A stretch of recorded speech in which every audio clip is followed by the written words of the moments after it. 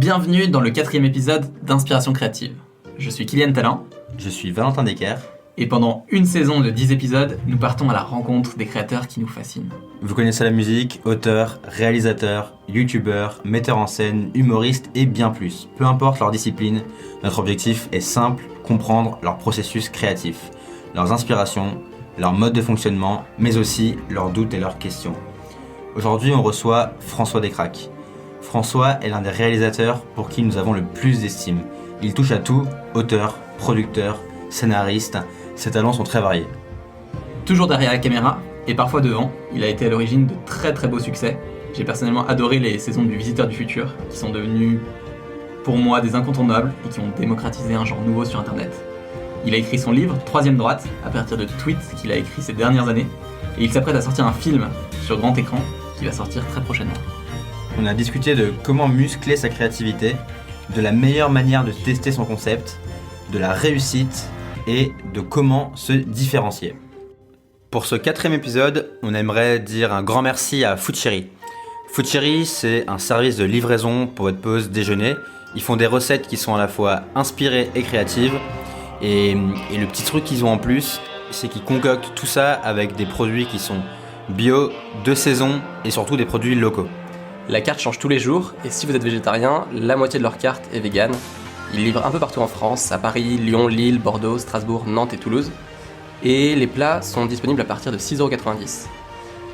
Pour nos auditeurs, ils proposent un petit code promo de 10€ qui est disponible sur votre première commande à partir de 15€ d'achat. Il vous suffit de rentrer Inspiration créative sur foodcherry.com. Profitez-en. On espère que ça va vous plaire. Passez une bonne écoute. Bienvenue François. Bienvenue. Merci à moi. Bienvenue chez vous. Voilà, merci. Vous avez des super locaux pour un podcast, franchement. Tant mieux, c'est les débuts, mais on est content en tout cas de t'accueillir ici avec nous. Je trouve qu'il y a quelque chose qui est assez significatif dans tes débuts, c'est que tu as eu la chance de pouvoir créer très tôt, ou tu t'es mis en tout cas à la possibilité de créer très tôt. Et donc peut-être quand tu es arrivé à entre 15 et 20 ans, tu avais déjà peut-être une dizaine d'années derrière toi de travail. Oui. Est-ce que tu peux nous raconter ces débuts, oui. Comment tu faisais pour t'initier à la création, à la caméra et à tout ce que tu avais? C'était des jeux d'enfants, c'était ma façon de m'amuser quand dès que j'ai eu 8 ans, j'avais pas de caméscope, mais j'avais un pote qui avait un caméscope, donc je commençais à écrire des histoires pour que on soit filmé. Après, alors c'était son père qui nous filmait, qui devait être blasé de devoir filmer des enfants en train de faire des parodies de Jurassic Park. Et après, au bout d'un moment, j'ai eu la chance d'avoir une caméra qui était en fait un caméscope VHS qui servait pour filmer les éléments familiaux et que j'ai volé pour faire mes propres petits films. Et soit avec des potes, soit avec mon frère Raph qui était mon cobaye à disposition à la maison. Il était volontaire? Il était très volontaire. Il était très content de jouer avec nous. Même si je lui demandais des choses des fois, genre ouais, saute par la fenêtre, allez, voilà, action. Et il faisait tout ce que je lui demandais. Et c'est ça, à la base, c'était une façon de s'amuser le week-end. C'est-à-dire que on faisait un film le samedi. Le but, c'était que le soir, on rentre à la maison et on regarde le film qui était même pas monté, qui était tourné monté. C'était ça notre occupation, quoi. Et tu le montrais à tes parents? C'était une fierté pour toi d'acheter quelque chose ou... Au début, ils le voyaient de loin et ça les amusait. Mais c'est après qu'ils ont commencé à s'y intéresser quand il a commencé à y avoir du monde. Quand ils ont vu que j'y passais beaucoup de temps. En fait, je me rappelle le moment où, vers le lycée, ils m'ont dit est-ce que tu veux passer le code? Tu sais que ça coûte un peu cher. Et j'ai fait est-ce qu'avec l'argent du code, je peux avoir à l'époque, c'était une carte d'acquisition vidéo parce que tous les ordinateurs ne pouvaient pas avoir des fichiers vidéo, il fallait une carte d'acquisition vidéo. Et donc ils m'ont dit c'est soit l'un soit l'autre. Et je préfère avoir une carte d'acquisition vidéo plutôt que passer mon code. T'as le permis aujourd'hui? Toujours pas. D'accord. Donc, par contre, t'as des vidéos derrière toi. J'ai des vidéos, voilà. À l'époque c'était genre évident, quoi. Je fais non, je préfère faire des vidéos. Et là ils ont commencé à se dire il est sérieux là-dedans en fait. Et quand j'ai commencé à faire des montages avec des musiques, avec de la mise en scène un peu, même si c'était très amateur, ils ont commencé à regarder et à suivre, quoi. Et ça, c'est un truc que je pense souvent, c'est que j'ai fait une formation de scénario avec le grand scénariste, le grand gourou de scénario Vogel, que Alexandre Astier avait ramené à Paris. Et Vogel, il disait l'important, c'est de faire des trucs cool. Et faire des trucs cool, c'est faire des trucs que vos parents vont pas comprendre. Et malheureusement, mes parents aiment bien ce que je fais, ils suivent ce que je fais, ils adorent. Du coup, je sais pas si mes parents sont méga cool, si moi, j'arrive pas à faire des trucs cool. Mais du coup, oui, j'ai toujours eu le soutien de mes parents. Ils regardaient ça et ils adorent. Même si des fois, je me dis, mais ça, ils vont pas comprendre. Ou alors, ils vont trouver ça choquant. Et non, ils suivent tout, quoi. Et avec Raphaël, ton frère, tu penses que vous êtes stimulés un peu l'un l'autre pour créer ? Totalement. En fait, c'est marrant parce que jusqu'à mes 18 ans, je vivais à la maison et il était mon cobaye. Lui, il avait il a toujours 6 ans de moins. Et après, moi, j'ai vécu à Paris. Et donc, son adolescence, il a fait dans son coin, dans le sud de la France. Et du coup, quand je suis revenu, c'est là où il s'est développé un peu tout seul. C'est là où vraiment j'ai commencé à le suivre indépendamment de ce qu'on faisait ensemble. Et j'ai vu qu'il faisait des films aussi, j'ai vu qu'il faisait du théâtre. Et en fait, ça a été pour ça que dans nos premières vidéos sur Internet, comme le Visiteur du Futur, je ne l'ai pas choisi parce que c'était mon frère, j'ai choisi parce que je l'ai vu au théâtre, en fait. J'ai fait, mais en fait, genre, comme si il me tenait pas trop au courant, il faisait des trucs dans son coin, et je fait, mais en fait, t'es bon. Il fait, ah bon, moi, je sais pas. Et donc, je l'ai vraiment choisi par rapport à ce que j'avais vu de lui au théâtre, pas juste parce que c'était mon frère, quoi. Et je pense que Raph, même si on collabore souvent et on discute beaucoup, on s'est toujours dit qu'on était plus fort séparément, on va dire. On avait 2 fois plus d'idées séparément. Et des fois, on se les confronte mutuellement, quoi. Et puis surtout, j'ai pu voir avec les années comment sa sensibilité était différente de la mienne. Du coup, c'est ça qui est intéressant, c'est qu'on n'est pas interchangeables, quoi. À quel moment la vidéo, la réalisation, t'es devenu sérieux avec ça? Et à quel moment c'est devenu un peu un objectif pour toi? Dès que j'avais 10 ans, quoi. Vraiment, j'ai jamais eu d'autres alternatives, quoi. Mais t'avais pas ce truc-là de tes profs qui te disaient mais c'est pas un vrai métier, si. Où tu vas galérer et tu t'en foutais? Oui. Ouais. En fait... Non, mais c'est fort de te le dire parce que quand t'es jeune, t'es hyper influençable et t'es hyper... En fait, au début, quand t'es vraiment petit, quand t'as 12 ans, on te dit rien, on te dit juste « Ah oui, tu seras Spielberg plus tard », on te donne des phrases comme ça. C'est marrant. Après, ce qui a été intéressant, c'était que quand j'ai fait une formation, j'ai fait un bac S, et quand j'ai dû formuler mes vœux pour mes études supérieures, j'ai dit que la formation qui me correspondait le plus, c'était un BTS audiovisuel. Dans le milieu de l'audiovisuel, un BTS audiovisuel, c'est quand même cool, surtout un BTS audiovisuel public, c'est-à-dire qu'il y a une sélection et tout. Mais dans la tête des profs de S, où tout le monde va soit en ingé, soit en médecine, quand je dis que moi, je vais faire un BTS, qui pour eux c'est un truc pour être technicien, ils disaient mais pourquoi tu te rabaisses autant alors que tu as des bonnes notes, quoi. Et que du coup, j'ai pas eu d'obstacle, mais c'est vrai qu'ils étaient surpris, quoi. Ils me disent mais quel est l'intérêt, quoi. Et je devais leur expliquer, bah non, par rapport à ce que je veux faire, stratégiquement, c'est ce qu'il y a de mieux, c'est là où j'aurai le plus de formation sur un court terme, parce que moi je voulais pas faire des secondes études, j'ai fait un peu de fac et j'ai détesté ça. Et du coup, oui, j'ai dû un peu, déjà à ce moment-là, face aux profs, j'ai pas dû me batailler, parce que je fais ce que je voulais, et puis c'est tout, quoi. Mais c'est vrai que je voyais dans leurs yeux en mode, mais tu vas être technicien, c'est bizarre. Et je leur disais, bah non, parce que pour être réalisateur, c'est chose que j'ai toujours voulu être, il faut passer par l'étape des techniciens. C'est comme ça que je le voyais, quoi. Et ok, très clair. Enfin, c'est bien que tu as eu cette lucidité très jeune et que tu aies su dès le départ où tu voulais aller. Et est-ce que dès le départ, tu avais un peu ce sentiment que tu allais t'en sortir quoi qu'il arrive? Ou tu te dis, je vais galérer un peu, mais tant pis Je savais que j'allais galérer et mes parents m'ont dit, ils m'ont dit, tu sais, nous, on n'a pas de connexion dans ce milieu, on peut juste te soutenir, etc.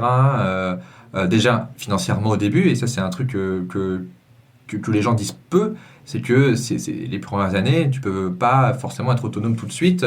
Il faut travailler, il faut avoir des petits jobs, mais qui ne vont pas forcément te payer ton loyer, surtout à Paris. Donc voilà, donc il y a plein de trucs comme ça, il faut négocier. Et moi, j'ai toujours considéré mes parents au début comme des producteurs, en fait, aussi. C'est-à-dire que je savais qu'ils me donnaient les moyens de vivre à Paris. Moi, je devais leur fournir des preuves que je savais ce que je faisais des projets. Donc c'est pour ça que je leur ai toujours montré ce que je faisais aussi. C'était pas tant pour qu'ils soient fiers de moi, mais pour qu'ils soient rassurés. Je dis voilà, j'ai fait ça, j'ai eu tel rendez-vous et tout. Et même si au final, j'avais pas grand-chose en termes de vrai succès, on va dire, c'était très vague, mais ils étaient contents que j'étais au courant, ils savaient que j'étais sérieux, quoi. Donc du coup, et au fur et à mesure, ils ont pu un peu, j'aurais pu leur dire, écoutez, vous avez moins besoin de m'aider maintenant, c'est bon, merci. Voilà, quoi. Mais je l'ai vraiment fait ça parce que je considérais qu'ils étaient des producteurs pour moi, quoi. C'était mes premiers producteurs. Et est-ce qu'il y a eu un moment, peut-être, je sais pas, une anecdote ou un projet que tu as fait où tu t'es dit, là, je suis en train de passer le cap entre mes parents producteurs et moi qui arrive à devenir autosuffisant. Peut-être un truc qui t'a donné Ça n'a confiance. jamais été d'un coup en fait. En fait, je me rappelle que de la première fiche de paye en tant qu'auteur, parce que même si, en fait, comment dire, dans mon métier, c'est 2 métiers. C'est-à-dire que je suis réalisateur et scénariste. Et en fait, c'est 2 métiers différents et c'est même 2 façons d'être payé différentes. Du coup, mes premières façons dont j'étais payé, c'était en tant qu'auteur. Aussi, c'est parce que là, il y a moins de charges sociales. Donc, c'est pour ça que c'est plus simple pour les boîtes et tout. Donc, du coup, d'avoir ma première fiche, marqué François Descraques auteur, mais j'étais trop content. Même si c'était 200 balles, quoi. J'étais trop content. Et même si c'était pas forcément pour un vrai boulot d'auteur, c'était pour de la commande de texte, pour des pubs, ou même pas des pubs, enfin bref. Des trucs très chelous que j'ai fait au début. Et du coup, j'étais content d'être considéré comme auteur, de dire je suis auteur. Regardez, 200 balles les mecs. Ça, j'étais vraiment très content. Mais c'est sûr que j'ai jamais touché de jackpot où je me suis dit waouh, ma vie va changer. Ça a toujours été par étapes et j'ai surtout été très économe. Ça a été ça, peut-être comme ça j'ai réussi à survivre aussi, c'est que je dépensais rien. Du coup, pendant des années, j'avais toujours des économies et j'ai jamais été bien payé sur un très gros projet. J'ai toujours été payé normalement sur plein de projets. Et donc c'est comme ça que j'ai pu, au fur et à mesure, me dire ah mais en fait, je suis indépendant en fait. Mais ça n'a jamais été du jour au lendemain, quoi. Ça a vraiment été au fur et à mesure, à force d'économiser 100 balles par-ci, 100 balles par-là. Et à la fin, j'ai fait ah mais en fait c'est bon, en fait, je vis bien en fait. Mais ça a mis du temps. Et combien de temps ça a mis entre peut-être ton BTS et ça, et ce moment? En fait, Quelles ont été un peu les étapes? En fait, pour moi, le moment où peut-être j'ai commencé à être à ce qu'on vient de me chercher, c'était à partir du moment où j'ai fait le Visiteur du Futur. Ouais. Donc c'était peut-être 4 ans, 5 ans après mon BTS. C'est là où avant j'avais des petits jobs dans l'audiovisuel. Et là, on me disait ah, on a vu ce que tu as fait, on a besoin de toi pour tel projet. Donc là, c'est là où on a commencé à venir me chercher pour faire plus ou moins ce que je savais déjà faire, à savoir de la réal, de la comédie et tout. Et là, c'était 4 ans, 5 ans après mon BTS. Quoi. Comment t'as fait pour expérimenter un peu et trouver les formats ou les thèmes qui te plaisaient dans la création? Je crois que t'avais monté un blog qui s'appelait French Nerd. Alors, oui, en fait, le blog, par étapes, si tu veux. Donc, j'ai eu plusieurs phases, voilà, comme Picasso, exactement comme lui.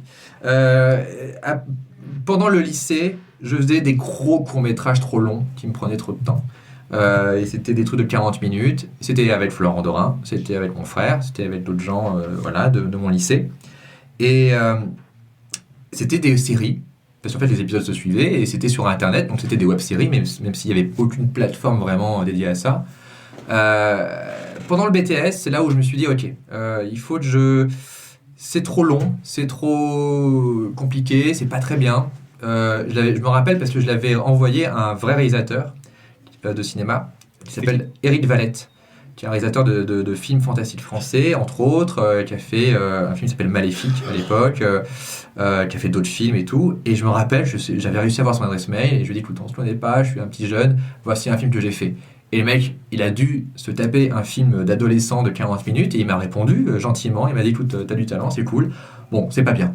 Et il faut que tu fasses des trucs plus courts parce que les acteurs jouent moyennement, etc. Enfin, et ça m'a vraiment aidé en fait. C'est-à-dire qu'il m'a pas dit arrête, il m'a dit essaie de te concentrer sur les trucs que tu dois apprendre, que tu dois maîtriser avant de faire des formats plus longs. Tu vois. Et c'était un des meilleurs conseils que j'ai eu. Du coup, pendant mon BTS, j'ai commencé à réfléchir à des formats plus courts. Et c'est là où j'ai commencé à faire C'était quand même des courts-métrages, mais pas des sketchs, c'était entre les deux. Et j'en ai fait plein comme ça. Mais pareil, ça me prenait trop de temps encore. C'est-à-dire que vraiment, des fois, je mettais 6 mois à en faire un, tu vois. Et au bout de quelques années après, avec Slimane Baptiste Berroun notamment, je lui ai dit, écoute, je pense que ce qu'on fait, c'est trop ambitieux, il faut faire plus court, plus simple pour apprendre. Et parce qu'en plus, sur Internet, je lui ai dit, il y a 2 solutions qui s'offrent à nous. Soit on fait des gros courts-métrages de cinéma qui vont être diffusés dans des festivals où il y aura 30 personnes, dont que des équipes qui viennent voir leurs propres films. Soit on essaie de faire des trucs plus réguliers, mais moins ambitieux visuellement, à destination d'un public sur Internet. Et à cette époque-là, je te parle de 2007, YouTube n'existait pas vraiment encore. C'est-à-dire qu'il n'y avait pas encore de vidéos sur YouTube. YouTube, ça servait que à faire des vidéos de chat, quoi. Du coup, on était en train de se dire, bon, on a qu'à mettre sur Dailymotion, parce que Dailymotion, c'était une plateforme où il y avait des humains qui étaient payés pour voir les vidéos et les mettre en avant ou pas, quoi. Du coup, on a commencé à se dire, faisons plutôt ça, Mais par contre, c'est sûr qu'il ne faut pas faire une vidéo par an, il faut en faire une par semaine. Et c'est là où French Nerd, donc mon blog, a été créé. C'était un prétexte pour se dire, ok, chaque semaine, il y aura une vidéo originale. Et je ne sais pas si ce sera encore. Et on a commencé à fournir du contenu comme ça et tout, sans trop se juger, en disant, ok, c'est pas parfait, mais ça va nous permettre de progresser. Et surtout en se disant que parmi ces idées qu'on va expérimenter, ces vidéos, peut-être une sera mieux que l'autre et on ne saura pas pourquoi. Et voilà. Et c'est ce qui s'est passé et c'est là où le Visiteur du Futur est né en fait. Il est né de ce côté, genre merde, on a une vidéo à fournir, qu'est-ce qu'on pourrait faire? Et par contre, dans cette période-là, ce qui était intéressant, et c'est là où je vais revenir sur ta question de comment j'ai trouvé un peu mes références, mon style, c'est qu'au début, je testais des choses un peu pour essayer de percer. C'est-à-dire que vraiment, c'était ça mon premier réflexe, c'était de me dire qu'est-ce qui marche sur Internet? Ah, j'ai qu'à faire de la parodie politique, alors que je m'en fous de la politique. J'ai qu'à faire voilà, des trucs comme ça. Et en fait, le Visiteur du Futur, c'est la première fois où je me suis dit je vais faire un truc qui me plaît, et je sais pas si ça va plaire aux autres. Ce sera de la science-fiction et de l'humour, c'est deux trucs que j'aime beaucoup. Et j'ai pas cherché à plaire, j'ai pas cherché à essayer de surfer sur un truc qui marchait déjà. Et ça a été le truc qui a le plus marché, quoi. Du coup, il a fallu que je passe par des étapes pas d'imitation, mais voilà, j'ai fait des détournements. Sauf que c'est dur de faire les détournements à l'époque où Mosinor faisait les meilleurs détournements sur Internet. Enfin, du coup, je me suis dit, bon, ok, ça sert à rien de se battre contre ça, il est trop fort. Et le Visiteur Futur, je me suis dit, bah, ce qui est bien avec le Visiteur Futur, c'est que on peut dire que c'est la meilleure série de science-fiction sur Internet en France, de voyage dans le temps, parce qu'il n'y en a pas d'autres. Du coup, je me sentais plus à l'aise et c'est là où, on va dire, mes références, mon style, j'ai pu un peu plus les développer, quoi. Il y a plein de choses sur lesquelles j'ai envie de rebondir. Désolé, non, mais j'ai un truc. Vas-y. Je rebondis. J'en ai 3-4 aussi. Pardon, j'ai fait 5 ans de ma vie en... Mais c'est parfait. En 2 secondes, là, c'était Mais c'est top. T'as un truc que je trouve très fort, c'est que tu dis, à partir du moment où j'ai créé pour moi, Ouais. c'est devenu... tu t'es dit, peut-être que ça allait parler aux autres, mais en tout cas, c'est là où je me faisais le plus plaisir. Et c'est ça que les gens ont vu, en fait, je pense. C'est que ils n'ont pas vu quelqu'un qui essayait de plaire ou d'imiter ou de surfer sur des trucs. Ils ont vu... Alors, je dis pas que ça marche justement, c'est pas parce que tu fais un truc qui te plaît que ça va marcher, mais si ça marche pour les bonnes raisons, en tout cas. Et puis, de toute façon...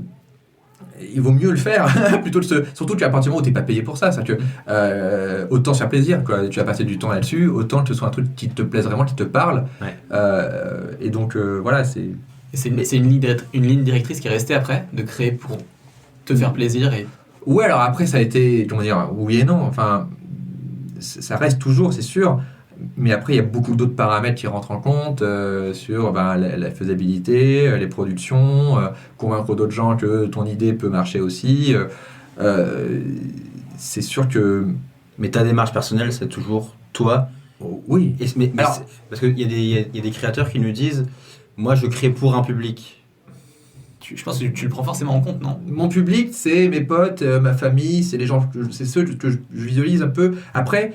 Oui, je peux comprendre ça, c'est que je vois, comme j'ai eu l'occasion après de rencontrer, entre guillemets, mon public, je peux plus visualiser les gens qui suivent, etc. Et du coup, forcément, ça m'influence. Je peux pas dire que non, j'estime qu'ils n'existent pas et tout. Après, on a eu les deux cas, je trouve, les gens qu'on a déjà eu avant. Il y en a ceux qui disent vraiment... Ça part vraiment de moi et c'est ce que je veux faire et ça touche des gens parce que y a des gens comme moi. Oui, c'est ça. On a eu par exemple Alexis Michalik qui nous disait moi c'est toujours pour le public que je crée des choses, quoi.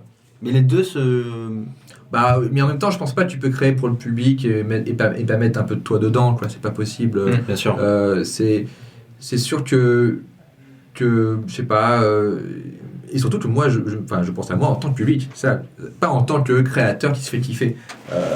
J'essaye. Alors des fois je me fais kiffer, peut-être, je me rends pas compte, mais là-dessus, c'est pas une question pour moi. Enfin, des fois on me le demande, des fois on me dit ouais, mais si le public va comprendre ça et tout, et moi je suis en train de me dire je pense, voilà. C'est sûr que surtout sur les projets, ça dépend des projets, on va dire. Je pense forcément, je pense pas forcément au public pour lui plaire, mais je pense à comment le public va le ressentir et va le vivre, et c'est ça qui me permet de savoir si je fais un truc qui est intéressant ou pas. Mais donc du coup, je m'imagine toujours comment un public va tomber sur ce que je fais et le vivre et tout, etc.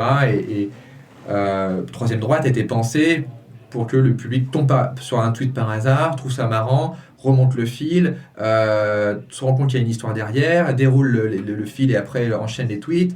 Donc du coup, j'ai pensé au public. Je me suis pas dit, non, démerde-toi, je voulais pas que ce soit fermé. J'essaie toujours que ce soit le plus ouvert. Mais la différence, c'est que je me dis pas, il faut que le public... je vais pas mettre un truc que j'aime pas parce que le public aime ça, par exemple. Je vais pas me forcer à mettre une référence que j'aime pas, mais je me dis, le public, il aime ça. C'est comme ça, quoi. Et quand on regarde Troisième Droite, je explique rapidement ce que c'est. Ouais. C'est basé sur l'univers de Twitter, pour ceux qui ne connaissent pas, avec des threads et des discussions et différents enchaînements de conversations. Troisième Droite, quand tu l'as pensé, c'est une œuvre qui sort un peu de ce qu'on a l'habitude de voir. Ouais. Est-ce que tu l'as pensé comme ça, avec une certaine originalité, ou tu t'es dit, je trouve que le concept est génial, je me lance et on va voir comment les gens réagissent? Oui, c'est ça. En fait, il y avait zéro risque. Ça, c'était plus du temps que je prenais sur moi et des tweets que je mettais sur un compte que j'avais créé. Donc du coup, c'était ça aussi la pulsion. En fait, déjà, tout démarre d'une pulsion avec moi. C'est-à-dire que j'ai une envie créative.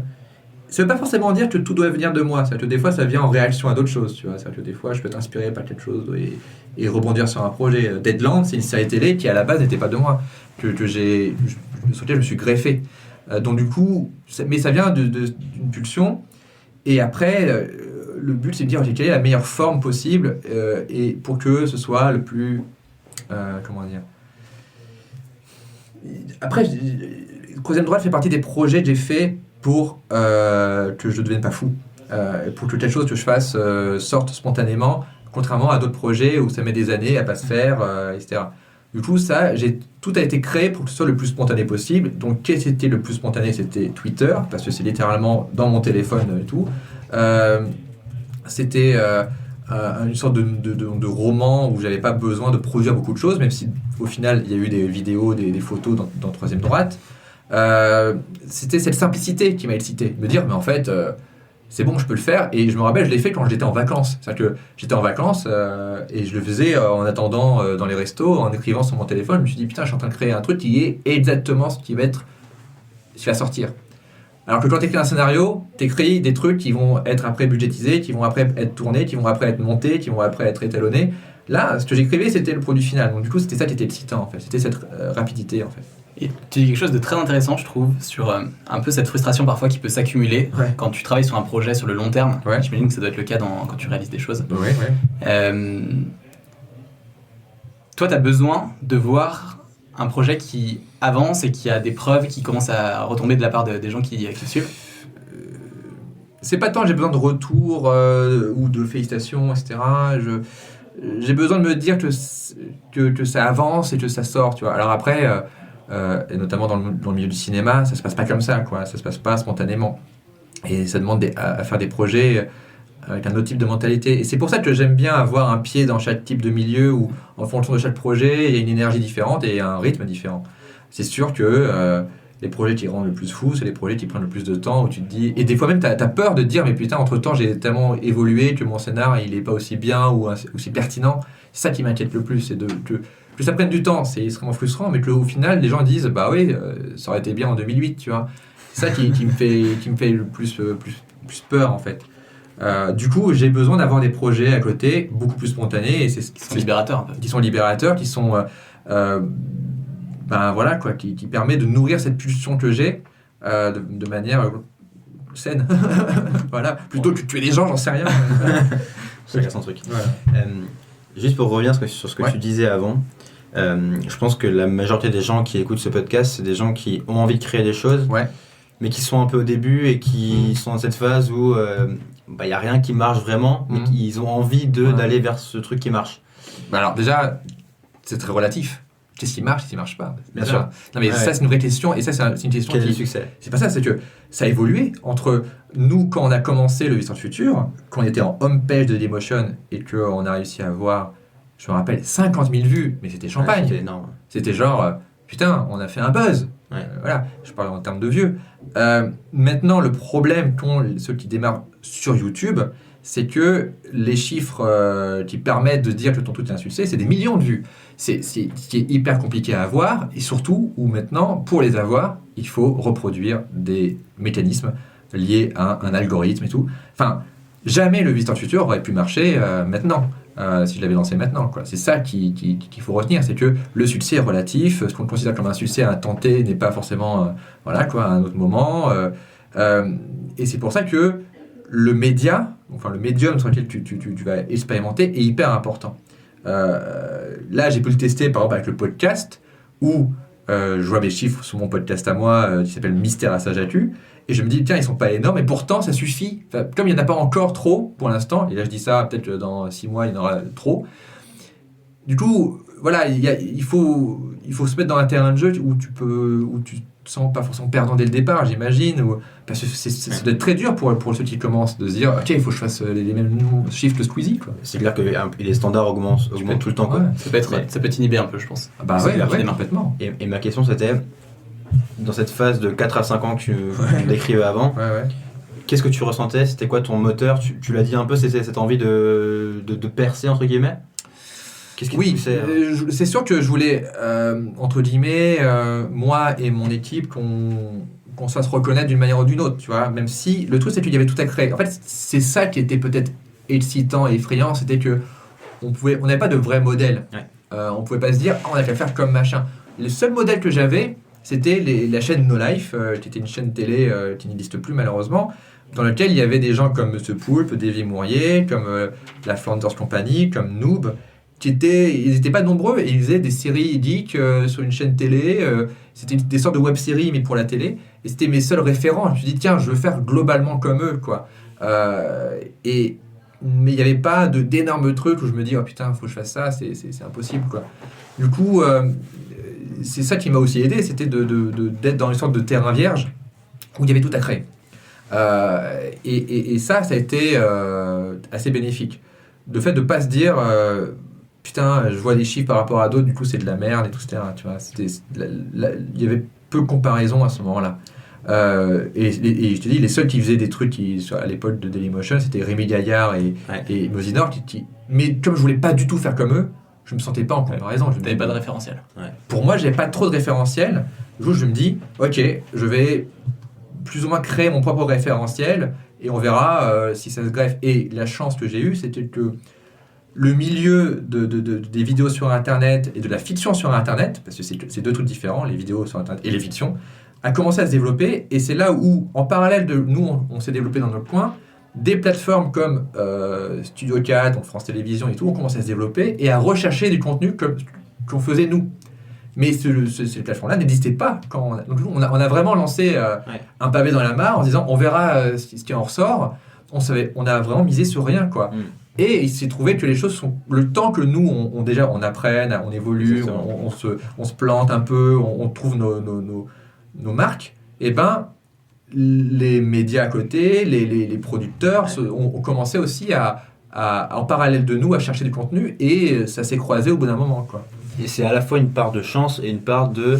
Vous avez fait ce qu'il fallait pendant 15 ans pour que le jour où ce marché explose, il y a une demande à ce moment-là. Vous étiez là et voilà. vous étiez ceux qui savaient faire ça. Exactement, c'est ça. Et ça a été un vrai avantage parce que le fait d'avoir fait 2 saisons du Visiteur du Futur en autoproduction, quand on nous a demandé, quand Ankama est venu produire la saison 3 avec France Télévisions Nouvelles Écritures, ils nous ont pas dit comment on va faire cette 3e saison. Ils ont dit faites ce que vous savez déjà faire, en fait. Donc on a pu s'appuyer sur déjà 2 saisons, on a augmenté en expérience, mais la chance qu'on a eue, c'est qu'on ne nous a pas dit comment faire notre propre série. Parce qu'on l'avait testé pendant 2 ans, en fait. Donc du coup, c'est pour ça que tous ceux qui commencent d'une manière ou d'une autre, sans argent, c'est la meilleure façon de tester son propre concept. Et plus tu fais ça, plus quand tu te retrouves face à des financiers, tu peux dire je sais exactement comment le faire, je sais ce qu'il faut pas faire aussi. Donc c'est pour ça que cette partie de, entre guillemets, moi je vois pas ça comme de la galère, je vois ça comme de la recherche-développement, l'expérimentation, tu vois. Et tout le monde passe par là, tu vois. C'est que je pense que l'erreur aussi des gens, c'est de se dire si je suis pas payé, ça n'a pas de valeur, tu vois. Ou si ce que je fais c'est pas bon du premier coup, j'arrête. Parce que je suis pas fait pour ça. Exactement. Enfin, et il faut que ce soit pas bon du premier coup. Le pire truc qui puisse t'arriver, c'est que tu fasses un truc bon du premier coup sans savoir pourquoi, et que tu sois incapable de le reproduire après.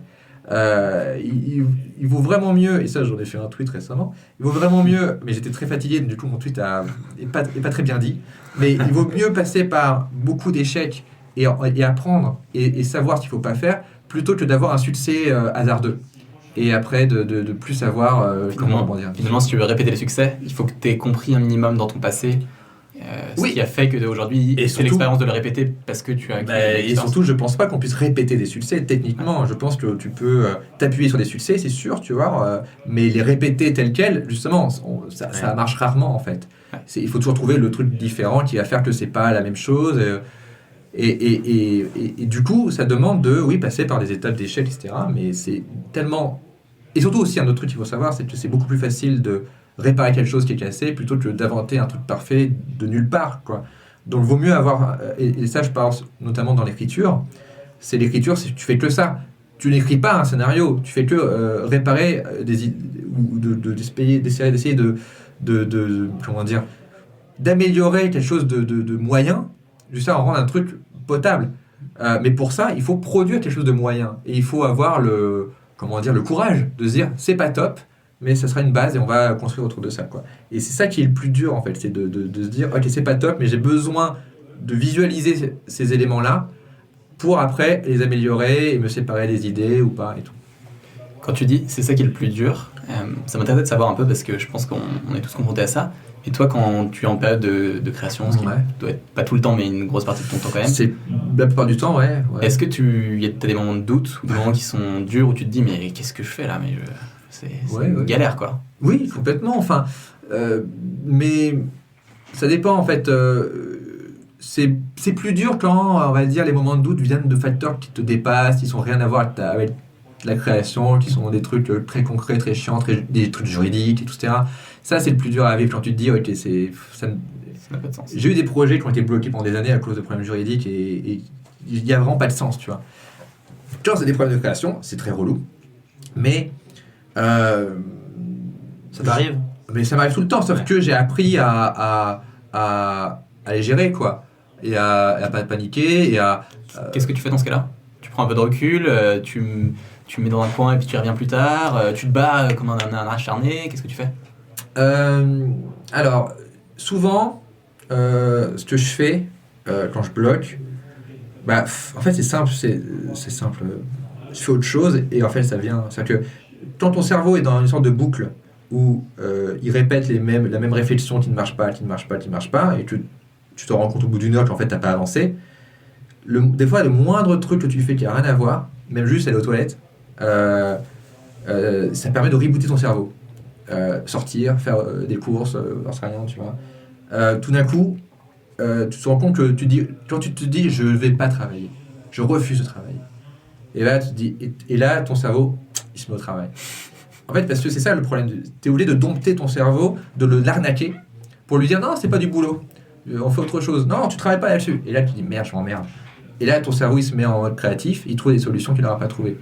Parce que c'est plus du boulot. C'est un peu un éternel rebelle. Exactement, pour ça, il faut un peu se piéger. C'est Aaron Sorkin, qui est le scénariste de, entre autres, Steve Jobs, Social Network, qui a dit que lui, il prend 6 douches par jour. Parce que le fait de prendre une douche, c'est comme démarrer une journée. Du coup, c'est comme si son cerveau rebootait, et chaque fois qu'il bloque, il prend une douche, et tout d'un coup, il se dit « Ah, où j'en étais ? Ah, mais ça... » Et là, il débloque les situations. Et en plus, ça consomme de l'eau, mais en même temps, t'es propre. Mais il y a des techniques comme ça, tu vois, il faut pas lutter comme ça et tout. Après, ça n'empêche pas qu'il faut quand même avoir une rigueur d'écriture, il faut pas non plus fuir à l'infini et rien faire et tout, etc. Moi, ce que j'ai appris de comment je fonctionnais, voilà mes différentes étapes. Quand je commence un nouveau projet qui va être ambitieux, mon cerveau, il freeze. La première chose qu'il fait, c'est qu'il freeze, il se met en mode écran bleu. Et je deviens pratiquement narcoleptique. Et ça, j'ai appris à le reconnaître. Je me dis, tiens, je deviens hyper fatigué, alors j'ai beau me doper, genre je prends du café à fond, et ma tête s'écroule et je m'endors. J'ai appris à ne pas lutter. J'ai appris à me dire, c'est normal, il faut que je passe par cette étape-là, je peux pas lutter. Du coup, je m'endors, même s'il est 14h, je m'endors. Au bout de 2 heures, ou 1 heure, ou tout, mon cerveau se réveille et dit, bon, il faudra quand même que tu te mettes à bosser. Et Et du coup, voilà, j'ai appris à ne pas lutter. Et alors, ça m'arrive aussi avec des fois quand j'ai envie de faire autre chose, genre, je sais que je dois travailler sur un scénario, mais j'ai un jeu vidéo. Et le premier truc que je me dis, c'est non, d'abord j'écris, ma récompense à 18h ou à 19h, c'est de jouer au jeu. Ça marche jamais. Ça marche jamais parce qu'en fait, je pense qu'au jeu vidéo. Je pense que Du coup, je me dis non, je prends ma pause maintenant. Donc, je joue au jeu, pareil, en plein milieu de la journée, alors que, tu vois.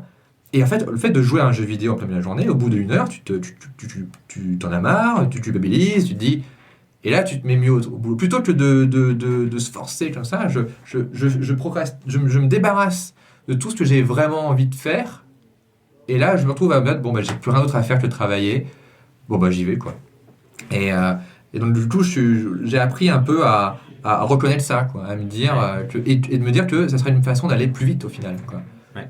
Plutôt que d'être bloqué, d'être entre deux eaux. Alors peut-être le pire truc, c'est les réseaux sociaux, hein, parce que c'est une bonne façon de rien faire, quoi, les réseaux sociaux.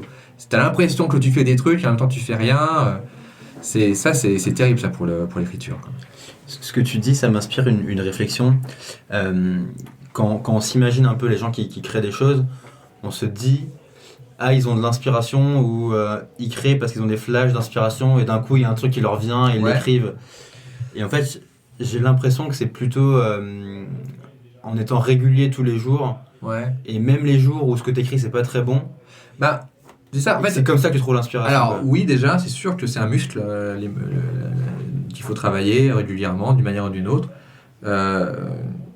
Après, il y a deux types de créateurs, parce qu'il y en a qui n'ont pas besoin de créer pour vivre, du coup, ils attendent que l'inspiration vienne, etc. Il y en a, ils se disent, merde, si je sors pas un truc, c'est la merde. Du coup, je suis obligé de créer, quoi. Donc, c'est pour ça que ça dépend des gens, et je respecte les gens qui attendent le moment d'avoir une idée. C'est une minorité, quand même. Ça dépend, parce qu'il y en a, dans mon métier, à savoir réalisateur, scénariste, il y en a qui, des fois, ils peuvent enchaîner des commandes de réal où ils sont pas forcément scénaristes, du coup, ils sont plus dans la mise en scène. Ils n'ont pas besoin d'attendre l'inspiration. En fait, les scénarios, ils les reçoivent et ils les interprètent et tout. Du coup, ça, j'ai des potes qui font ça, qui, entre deux projets où ils ont besoin d'être inspirés, ben, ils vont faire des commandes de réal, etc. Moi, c'est pas comme ça que je fonctionne, dans le sens où j'ai la chance de pouvoir travailler sur mes projets à moi et de refuser des commandes. Mais je peux comprendre que des fois, si j'en ai marre à un moment que le projet n'avance pas, je serais content de faire une commande pure et de ne pas avoir à me dire tiens, il faut que je trouve une idée qui vient de nulle part, quoi. Donc les deux fonctionnent, quoi. Mais comme tu dis, oui, plus tu crées, En fait, c'est ça. C'est l'avantage de la création, je pense, c'est que c'est pas comme footballeur ou danseuse étoile où genre à 25 ans t'as fini, tu vois. En gros t'as été au pic de ta carrière et tu n'as plus rien à apporter vraiment et donc après tu peux juste c'est le déclin. Moi je pense en tant qu'auteur, plus tu vis, plus tu as des choses à raconter, tu vois. Du coup c'est ça qui est intéressant, c'est se dire que t'as toujours cette peur de se dire ok, à tel moment j'aurai plus rien à raconter, mais en même temps plus tu vis des expériences humaines, plus tu auras d'autres trucs à raconter. Après peut-être ce qui va changer c'est ton public va peut-être être pas le même, etc., quoi. Mais je pense qu'il faut... Moi, je vois ça comme ça, quoi. Et attends, une petite question pour rebondir juste, et après on peut peut-être changer de sujet, mais à quoi ça ressemble une journée de travail pour toi ? Est-ce que tu l'organises ? Est-ce que tu as des schémas qui se répètent ? En fait, déjà, ce qu'il faut savoir, c'est que tout... Par exemple, mon père, il est golfeur. Enfin, il est médecin, mais il joue beaucoup au golf. Et il me parle tout le temps de golf. Et... C'est pas du tout cliché. et pas du tout. Et en gros, à chaque fois que je le vois, il me dit j'ai une nouvelle méthode. Et je fais quoi ? Pour le golf ? Ouais. Et je fais ok. Il dit montre-moi ton swing, François. Et je fais ok. Donc, je montre le swing qu'il m'a appris la dernière fois. Il fait non, c'est plus comme ça maintenant, ça a changé. C'est plus les poignets. Maintenant, c'est les épaules. Je fais ok. Je reviens 2 semaines plus tard, il fait voir ton swing. Je fais ok. Il fait non, c'est plus les épaules maintenant, c'est les hanches. Et en fait, il a toujours. Et en fait, c'est une éternelle recherche. Tu vois, c'est que lui, il voit ça comme ça. C'est que il se dit pas j'ai trouvé la méthode et c'est fini. Il a toujours l'impression d'avoir trouvé la méthode et il change de méthode tout le temps. En tant qu'auteur, c'est pareil pour moi. C'est-à-dire qu'à chaque fois, je trouve une méthode, mais quand elle devient trop... Au bout d'un moment, je m'en lasse, ou au bout d'un moment, je commence à faire des mécanismes qui se répètent et à plus y arriver. Du coup, je change de méthode. Du coup, j'ai eu plein de phases. Il y a eu une époque, quand j'étais plus jeune, je travaillais que de nuit. Vraiment, j'avais un rythme de nuit. Alors, c'était parce que aussi, j'étais gardien de nuit. J'avais un vrai métier de job pour être gardien de nuit. Du coup, je ne dormais pas la nuit. Du coup, j'écrivais la nuit et c'était un rythme. Heureusement, je ne fais plus ça. Mais maintenant, des fois, je me dis, ok, quelle est la meilleure heure pour écrire, c'est quoi? Et en fait, pendant longtemps, j'écrivais l'après-midi, puis je me suis rendu compte que l'après-midi, tout le monde m'appelait. Du coup, je me dis, mais non, vaut mieux que j'écrive le matin. Et des fois, quand j'ai trop d'appels, parce qu'en fait, pareil, mon problème, c'est que je suis scénariste, mais je suis aussi réalisateur. Du coup, ce que je dois faire en tant que réalisateur, c'est des rendez-vous, etc. Donc, du coup, ça me coupe des moments d'écriture. Et quand je vois que mes journées sont blindées de rendez-vous, je me dis, bon, bah, je suis obligé d'écrire la nuit. Du coup, il n'y a pas de journée type, en fait. C'est-à-dire que si j'ai aucun rendez-vous pendant une semaine et que j'ai que de l'écriture, dans ce cas-là, ma journée type, c'est je me lève vers 8h30, je prends mon petit-déj tranquillou. Le matin, j'écris pas vraiment, mais je réponds à plein de mails, etc. Et en même temps, je réfléchis à ce que je vais écrire. Et l'écriture arrive vraiment l'après-midi, si je suis pas interrompu. Des fois, je panique à 16h en me disant j'ai rien fait. Et après, tout vient à 16h30 pendant 3 heures. Et après, je me rends compte qu'il faut manger. Je me dis, mais merde. Et un truc que j'ai appris aussi, c'est que des fois, c'est une meilleure stratégie de s'arrêter en plein milieu d'une phrase, en plein milieu d'un truc, plutôt que de vouloir terminer forcément. On a envie de terminer, mais en même temps, des fois, de ne pas terminer, c'est la meilleure façon de mieux commencer la journée le lendemain. C'est ce que faisait Hemingway aussi, je crois. Bah voilà, quoi, de se dire, ok, je sais par quoi comment. Parce que le plus dur, c'est de s'y mettre. Le plus dur, c'est de se mettre à travailler. C'est une sorte de torture psychologique où tu culpabilises de dire, mais putain, j'ai ça à faire, putain, c'est bon, j'ai une chance de ouf d'être dans un cadre cool, d'être chez moi, etc. Alors, aussi, par contre, le cas de travail est très important et c'est un truc qu'on néglige souvent au début en se disant je suis auteur, je suis capable d'écrire n'importe où.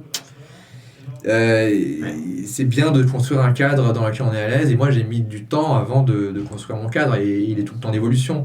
À un moment, j'étais dans un appart où j'étais pas très heureux de travailler dans l'appart et du coup, j'allais dans beaucoup de cafés, il fallait trouver le bon café où je sois pas emmerdé, où j'ai pas de courant d'air, Et ce qui est dingue, c'est qu'un rien peut te dérégler. Rien, et tu dis, c'est bon. Et tu dis que ton cerveau qui te demande à ce que tu te dérègles, et donc là, il dit, ok. Non, mais c'est une opportunité de divaguer. Mais complètement. Mais d'où l'enfer des réseaux sociaux. C'est Georges Martin qui, lui, il écrit sur un DOS, sur un ordinateur DOS. Donc, juste avec un écran noir et écrit en vert. Il n'a pas Internet. Ouais. Bon, tu me diras, il n'écrit pas pour autant. Il nous donne toujours des bouquins.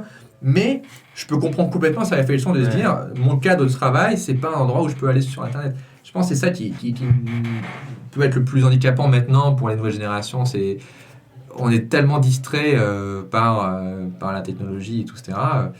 Et je dis pas qu'il faut forcément aller dans une ferme au milieu de nulle part, mais trouver un cadre dans lequel on est bien, c'est compliqué. Et aujourd'hui, tu travailles où ? Principalement chez moi. J'ai un bureau. En fait, j'ai la chance de pouvoir d'alterner entre mon bureau et mon salon. Et mon bureau, par malchance, mais par chance finalement, j'ai pas de Wi-Fi vraiment. Donc du coup, des fois, alors ce que je fais maintenant, pareil, c'est une façon de piéger, c'est que je mets mon portable à charger dans le salon. Du coup, mon portable n'est pas près de moi et je peux travailler dans le bureau. Mais le problème, c'est que dans mon bureau, des fois, même quand tu écris, tu as besoin d'Internet, des fois pour les recherches, des fois pour la définition. Du coup, je me dis merde, donc je débranche mon ordi, je vais dans le salon, j'ai Internet et mon portable et c'est fini. Donc c'est en fait, j'aime bien changer de table. Genre, j'ai mon bureau, j'ai mon canapé, mais j'ai aussi là où je mange. Et le fait de changer un peu de table, de bureau et tout, à chaque fois, j'ai l'impression de ne pas faire la même chose. Donc, pareil, d'essayer de toujours un peu se renouveler, de ne pas être bloqué. Il y en a qui peut-être ont le même bureau depuis 20 ans. Moi, non, quoi. Je l'ai toujours. Tous les ans, je change un peu de cadre, en fait. C'est marrant parce qu'on pourrait imaginer que quand tu deviens plus avancé dans la création, tu arrives à t'échapper de ces contraintes du portable, etc. Non, et en fait, on est comme toi. Moi, j'ai la même chose quand je travaille, quand je réfléchis. J'essaie de mettre mon portable à l'autre bout de la pièce. Je le laisse dans la salle de bain pour pouvoir me concentrer, quoi. Mais c'est terrible, ça. Franchement, ça, c'est terrible. Et c'est pas que les moments où j'ai le plus créé, c'est les moments où j'avais pas d'internet. C'est les moments où je suis à l'étranger, où j'ai pas le wifi, où je suis coincé et tout. Quand il y a aussi des moments où je crée. Bon, c'est de moins en moins, mais quand j'étais jeune et que j'allais à la messe et que je m'ennuyais, là je créais de ouf. Et là vraiment, pendant 1 heure, t'as ça à faire. T'es dans une salle, t'es comme ça, t'attends, voilà quoi. On retiendra cette parole d'évangile pour tous les jeunes créateurs. Allez à la messe. Allez à la messe, il y a de la musique, il fait frais, bon voilà quoi. Voilà, et vous avez que ça à faire. Et c'est aussi pour ça que j'étais aussi gardien de nuit. C'était un de mes premiers jobs, c'était parfait pour écrire parce que je n'avais rien d'autre à faire que d'écrire. Il n'y avait pas encore à cette époque-là de portable d'internet. Et du coup, vraiment, des fois, ton boulot, c'était de passer 3 heures et 3 heures et 3 heures dans un endroit où il n'y avait rien. Et du coup, il fallait juste pas dormir. En fait, c'est même une expérience, je voyais ça comme une expérience sociologique, quoi. Genre, comment un être humain ne doit pas dormir pendant 3 heures dans une salle à rien faire, quoi. Et en fait, c'est là où j'ai le plus écrit, quoi. Parce que j'avais rien d'autre à faire, quoi. Et donc, d'essayer de retrouver ça, en fait, c'est ça qui est compliqué, c'est de faire ça de façon un peu artificielle, de retrouver ces trucs-là. De se recréer un cadre pour n'avoir rien d'autre à faire que... Ouais, que d'écrire. Parce qu'en fait, et ça, je vais sortir une phrase que j'ai lue quelque part, et je sais plus d'où, c'est qu'un artiste ne se met à travailler que quand la douleur de ne pas travailler est supérieure que la douleur de travailler. Du coup, il est obligé de passer par ces étapes-là, de se dire « Ah putain, faut vraiment que j'écrive, faut vraiment que je me mette à la créer, sinon c'est de la merde. » Ou alors, faut passer par l'étape de jeu, où t'as pas l'impression de travailler, où c'est du jeu et tout, où c'est juste du fun et tout. Et le problème, c'est quand ce fun devient après ton travail, et du coup, il faut retrouver ce fun-là. Enfin voilà, ça devient un exercice mental, quoi, une sorte de... Voilà, il faut essayer de dompter son cerveau, quoi. C'est ça qui est plus dur. C'est marrant ce que tu dis, ça me fait penser à un bouquin que je recommande à tous ceux qui veulent créer des choses, c'est La guerre de l'art de Steven Pressfield, D'accord.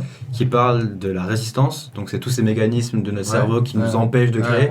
Et lui, ce qu'il dit, en fait, tu l'as dit sous une autre forme, c'est le plus dur quand tu veux écrire, c'est pas d'écrire à ton clavier, c'est de faire le trajet entre là où t'es et ta chaise pour aller écrire. Et tu l'as dit dans les mots qui sont les tiens, mais c'est marrant parce que moi je le ressens aussi et toi tu le ressens et c'est marrant, quoi. Non mais c'est ça qui est... Et surtout que tu culpabilises beaucoup parce que tu te dis c'est pas compliqué, j'ai pas un métier contraignant et tout, etc. Enfin, du coup, tu t'en veux vraiment de pas y arriver, tu vois. Alors... surtout quand c'est ton métier et quand c'est ton quotidien. Voilà, tu vois, donc moi, heureusement, ça va, j'arrive à y arriver au bout d'un moment, quoi. Genre, j'aime, et surtout que j'ai beaucoup de rigueur sur les délais. C'est-à-dire que, en fait, c'est pas tant... Quand on me donne un délai, je le maintiens et j'ai souvent de l'avance. Mais c'est aussi pour m'en débarrasser. C'est aussi pour avoir l'esprit tranquille et pouvoir passer à un autre truc, parce que j'ai toujours autre chose à côté.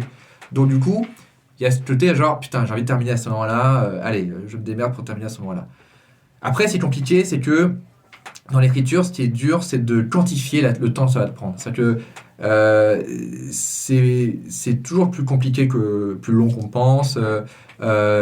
Et c'est ça qui est peut-être le plus dur psychologiquement, c'est de se dire, putain, j'ai bossé toute la journée, j'ai travaillé, et pourtant, j'ai fait qu'un quart de ce que je pensais devoir faire. Et de se dire, bon, bah, c'est pas grave, ça va s'accélérer plus tard. Et souvent, dans mes projets, ce que j'ai remarqué, c'est ça, c'est que le début prend plus de temps que je pense, et la fin va beaucoup plus vite. Du coup, il y a ce moment, toujours au début, où je me dis, putain, ok, là, je me dis, ok, je vais avoir un mois de retard. Ok, c'est fini. Et vers la moitié, je me dis, ah, au fait, là, c'est bon, j'ai fourni des pages et tout. Et à la fin, je dis, oh putain, j'y suis arrivé. Voilà. Ouais.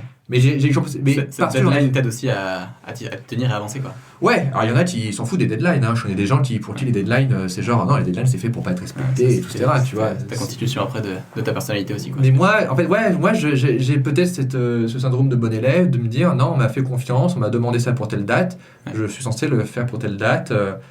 Après, je suis aussi malin dans le sens où je vais pas accepter des délais qui sont irréalisables. Je préfère dire aux gens, non, vous pourrez l'avoir 2 mois plus tard, mais vous l'aurez. Plutôt que de dire, oui, pas de problème, en disant que c'est pas possible. Ça, je peux pas accepter ça. Je trouve ça, personnellement, je suis assez impressionné par un truc chez toi, c'est que tu allais toucher dans des secteurs et des arts très différents. Ouais. T'es parti sur le Visiteur du futur, tu étais auteur en même temps, des BD, tu fais un podcast en ce moment, le Troisième Droite. Il y a plein de choses. Est-ce que pour toi, c'est une envie que tu as d'aller expérimenter toujours des choses que tu connais pas, des nouvelles inconnues, on va dire? En fait, c'est ça, c'est que bien sûr que le cinéma, entre guillemets, alors le cinéma c'est un mot très large qui recouvre tout ce qui est fiction, audiovisuel pour moi, ça a toujours été ma première passion et mon premier travail. Mais l'avantage qu'on a avec Internet, entre autres, et avec la BD, parce que c'est marrant, parce que tous mes potes font de la BD maintenant. C'est devenu un truc, tous les gens qui sont passés par Internet, maintenant ont eu leur BD. Ouais. Tous édités par David Mourier. T'as entièrement raison. David Mourier que je vois demain pour parler d'une BD. Voilà, donc du coup... Bonjour David. Voilà, faut que tu l'invites. S'il y a bien un mec qui est en termes de création qui est hyper intéressant, c'est David, quoi. Et ce que je veux dire, c'est que tous ces médias ont des avantages et des inconvénients et permettent de créer des histoires différentes, tu vois. Et c'est ça que je trouve fascinant, en fait, que j'aime bien, c'est de me dire, ok, quand je fais une fiction audio, j'adore de ne pas avoir à me prendre la tête sur la mise en scène visuelle. Tu vois, c'est ça qui est génial. Et est-ce qu'il y a il y a aussi un côté pour toi où c'est un nouveau domaine, Ouais. donc je vais pouvoir faire un truc que je sais pas encore faire Ouais. et ajouter une corde à mon arc de compétences supplémentaires? En fait, c'est oui et non, parce que, par exemple, pour Troisième Droite, j'ai toujours voulu écrire un roman, mais je me suis toujours considéré comme étant un mauvais auteur littéraire. Du coup, le fait de passer par Twitter et par un langage direct, c'était une façon pour moi de me mettre en confiance. Du coup, je voulais écrire un roman. Mon but, c'était de faire un roman. Je me suis dit, bon, faisons un truc sur Twitter, ce sera plus humble. Et au final, ça a été édité par Flammarion, donc c'est sorti comme étant un roman. Et moi, je suis content de cette arnaque. De me dire, ah, j'ai fait croire que je faisais... c'est une double arnaque, c'est que j'ai l'impression d'avoir sorti un faux roman, et en même temps, je voulais faire un vrai roman. Donc je me suis arnaqué moi-même pour ne pas avoir l'impression de faire un vrai roman, pour au final que ça sorte comme un vrai roman, alors que c'est écrit comme un langage Twitter. Finalement, tu joues avec ta contrainte personnelle qui Ouais. est de te sentir peut-être comme un auteur pas abouti ou pas encore Ouais. prêt à être Ouais. publié chez Flammarion, et Exactement. finalement en jouant avec cette contrainte. Et ouais, en piégeant moi-même, en me disant, ok, je vais essayer de faire, de pas culpabiliser ou d'avoir un mauvais style, voilà. Et là, pareil pour le podcast audio que je fais, en fait, qui s'appelle donc, Mystère à Saint-Jatu, c'était pour moi une envie de faire, je me suis dit, tiens, c'est un rêve bizarre, mais j'ai toujours été jaloux des soaps. En disant, putain, ces mecs, ils font des séries pendant des années, ils font des intrigues... Seinfeld et compagnie. Non, pas Seinfeld, je Non. pense à Plus belle la vie. Ouais. Je pense à ces trucs qui durent depuis 20 ans, où les mecs, ils fournissent ils génèrent des scénarios pratiquement aléatoires toutes les semaines. Et tous les soirs, t'as un T'as un espèce rendez-vous. de... Se termine, il lâche la et t'as un musique, et suspense les de gens malade. viennent. Voilà. le soir, ouais. Et tu te dis, putain, et les ficelles sont énormes, et le public est conscient de ça, mais il est addict parce qu'il y a une sorte de régularité. Je me suis dit, putain, je dis pas que j'aimerais faire ça tel quel, mais j'adore le fait qu'en plus ils écrivent les intrigues en fonction des comédiens, parce que moi j'ai des potes comédiens qui sont apparus dans des soaps, et j'ai un pote qui m'a dit une fois, dans un soap, il m'a dit ah c'est bon, je suis libre, j'ai plus de temps, mon personnage il est mort, c'est bon. Et je le revois un mois plus tard, il me dit bon, bah, je retourne dans la série. Je lui dis mais t'es pas mort? Il fait bah en fait non, c'était une mise en scène, en fait j'ai fait semblant d'être mort, voilà. Du coup je fais ok. Où il y a un flashback 30 ans en arrière. Voilà, et comme ça. c'est que ça. Et après, il me dit ah, j'ai trouvé une méthode, c'est bon, j'ai des vacances parce que mon personnage part en moto. Je fais ok. Du coup, tous les scénarios sont négociés en fonction des dispos des comédiens. Et je trouve ça fascinant de me dire putain, mais en fait, voilà, ils font ce qu'ils veulent. Et du coup, Mystère à Saint-Jatu, c'est ça, c'est une sorte de soap où que j'écris au fur et à mesure en fonction des dispos des comédiens. Je dis, j'écris ce jour-là, j'ai machin. Bah ok, bah j'ai créé des personnages autour d'eux, bah lui, il a qu'à revenir. Et donc du coup, c'est une façon un peu de créer un truc, mais sans avoir à me contraindre par un vrai tournage, tu vois. Franchement, t'as l'air de t'amuser, quoi. Mais c'est que du fun. Franchement, ce projet, c'est vraiment... Pardon, désolé pour la table. Pas de soucis. désolé pour la son du micro. C'est que de l'amusement et surtout que les comédiens qui viennent, ils viennent les mains dans les poches, ils n'ont rien à préparer. Donc du coup, ils viennent prendre l'apéro chez moi pendant 1 heure et après on se dit bon bah ok, vous allez découvrir l'intrigue et on va jouer pendant 1 heure ensemble, quoi. Alors, je ne sais plus le nom précisément que ça, mais quand Alexis Michalek est venu, justement, il me disait que lui, il crée des pièces à la table, Ouais. à savoir que il écrit la pièce et après il la donne au comédien, il la Ouais. joue, et il écrit des pièces Au plateau. au plateau, Ouais. où il arrive avec une idée de la Ouais, scène, ouais. mais rien d'écrit, Ouais. et après ça se crée sur le Ouais. moment, quoi. Et c'est un peu ce truc-là que Ah, tu... En fait, Mystère à Saint-Jatu, c'est simple. C'est que moi, je leur donne la trame. En fait, ils savent pas qui vont... Enfin, des nouveaux comédiens, ils savent même pas qui est le personnage. Et je leur dis, au fait, tu vas jouer machin, tu rentres dans la pièce, machin arrive, vous discutez, action. Et ils créent des dialogues, en fait, Ouais. tu vois. Et ils ont quand même un fil conducteur, dans le sens où, régulièrement, je leur dis, et maintenant, il se passe ça, et maintenant, il se passe ça. Mais ils vont créer leur dialogue et alors ils vont pas forcément faire un truc qui a des fois ce qui est drôle c'est que des fois ils sortent de l'intrigue et moi je le rappelle dans l'intrigue c'est ça, mais oui c'est fait pour être collaboratif, quoi. C'est fait pour que la plupart des blagues viennent d'eux, quoi, et pas de moi, quoi. Et tu dois avoir quelque chose de super fort qui sort de l'improvisation. Franchement, il y a des épisodes, mais c'est du génie, et c'est du génie, je dis ça pas parce que ça vient de moi, parce que ça vient d'eux. Moi, je leur donne un cadre pour s'amuser, et c'est eux qui spontanément sortent des trucs que j'aurais jamais pu écrire, quoi. Est-ce que tu as l'impression aujourd'hui de progresser dans ce que tu fais? Oui, enfin, c'est compliqué parce que je pense que j'espère que j'écris de mieux en mieux, j'espère que je réalise de mieux en mieux. J'ai cette impression-là. Après, des fois, c'est marrant parce que là, il n'y a pas si longtemps, il y a eu une projection de l'intégrale de la saison 1 du Histoire du Futur. Et j'avais pas revu depuis des années et tout. Et c'est fascinant parce que beaucoup de choses que je pensais qui étaient géniales, en fait, sont pas si bien.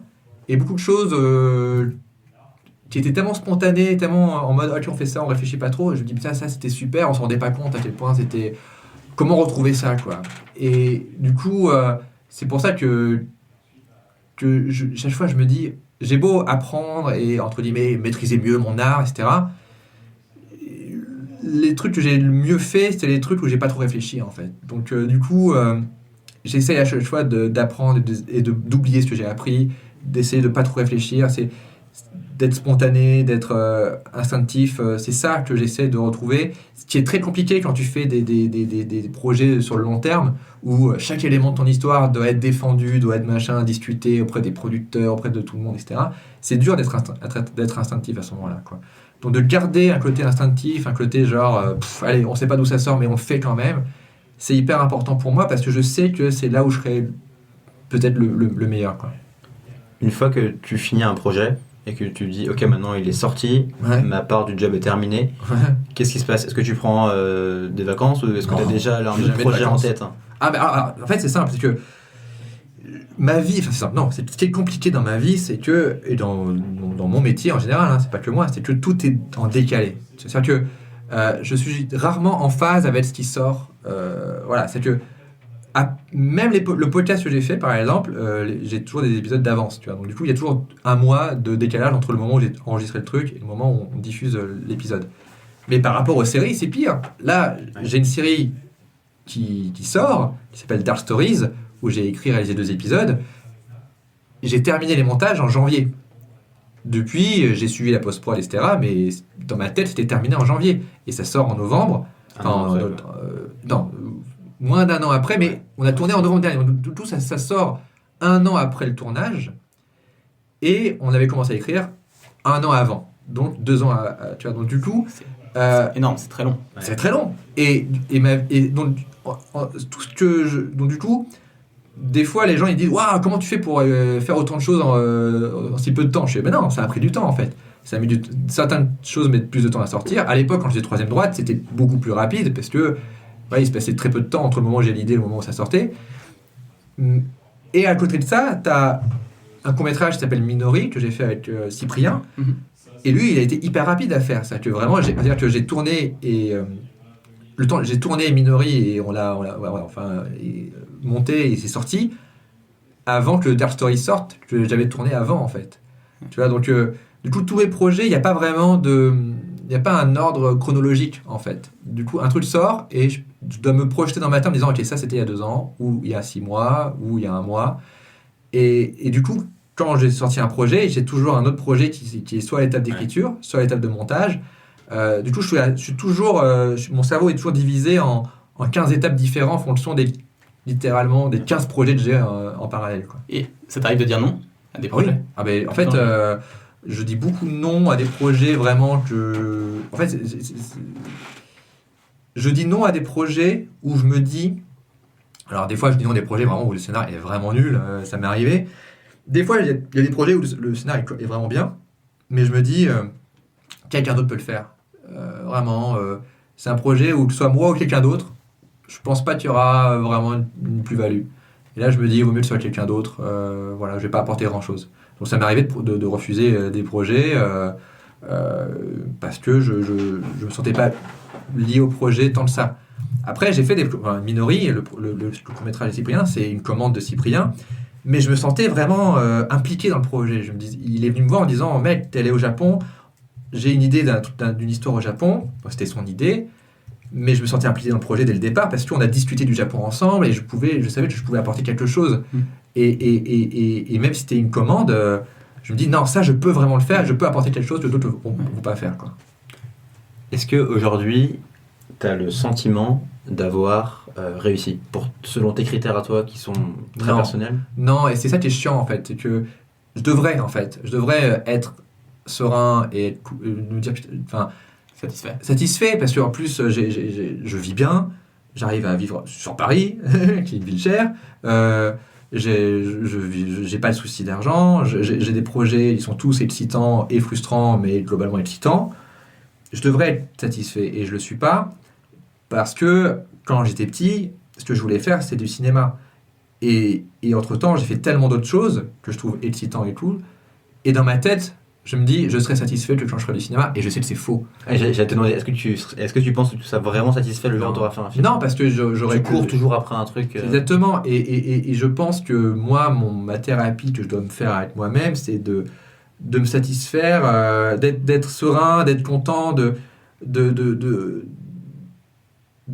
content, pas forcément du résultat, mais du processus, quoi. Et c'est ça qui est chiant, c'est de se dire, je serai que content quand ce truc va sortir.